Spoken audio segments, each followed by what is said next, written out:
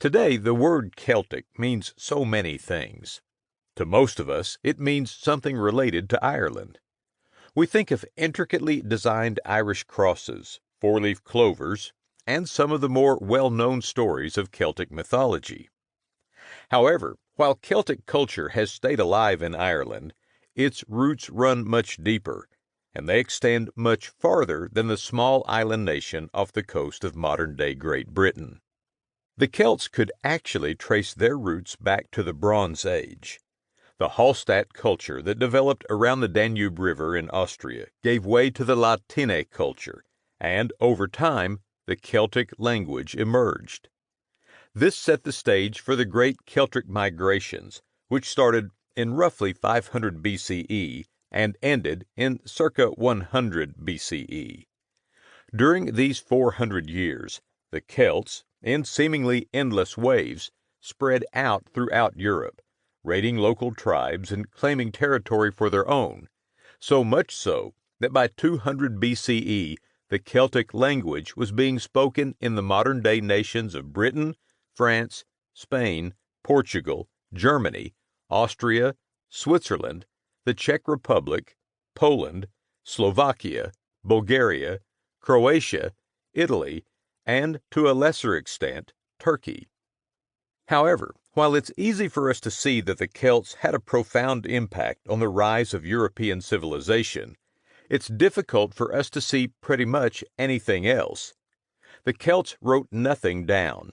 There's even evidence to suggest they scorned the activity, but it's more likely they simply didn't have a written language. This means that our knowledge of these ancient peoples is limited to what the archaeological evidence tells us.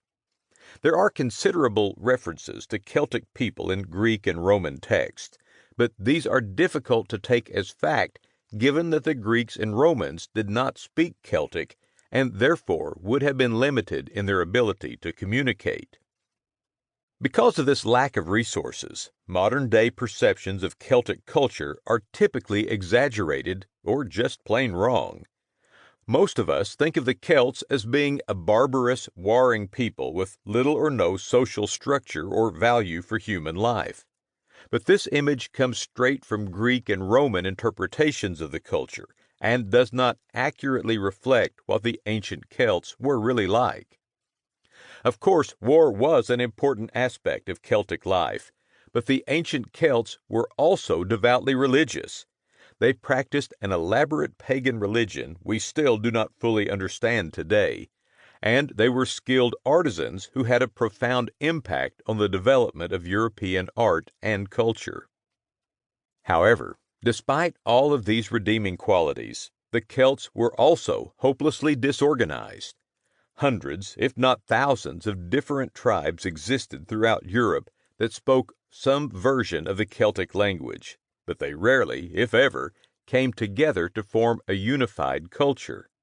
In fact, it was much more frequent for them to fight amongst one another and rely on a third party, such as the Romans, to help them solve their conflicts.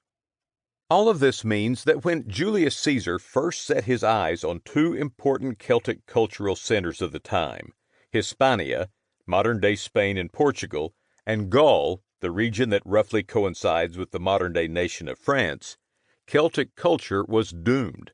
Caesar was able to march through Celtic territory and conquer it in less than a decade, and the Celts of Central Europe were slowly conquered by the Romans and made into provinces of the Roman Empire.